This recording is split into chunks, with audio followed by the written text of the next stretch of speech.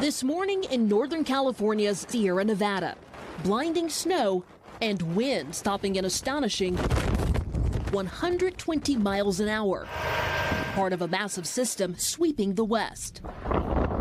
In South Lake Tahoe, conditions so treacherous, Heavenly Ski Resort had to stop their lifts. There you see a chair blowing from a cable. This weekend, 38 million people at risk. Snow expected to get as high as 5 feet in some places.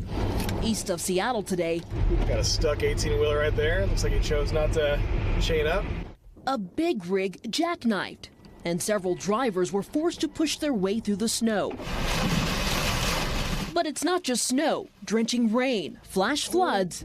Oh my God. And even a landslide already hitting California. Officials warning, stay inside. What does that mean, near impossible travel conditions? That's pretty treacherous for motorists. Should people be on the roads right now? Well, we're telling people that if they don't need to, stay home. And this was only the beginning. Today, heavy snow continues across the West and the Rockies, then into the plains in the bullseye for blizzards, even tornadoes. 10 days until the start of winter, and it's already packing a dangerous punch.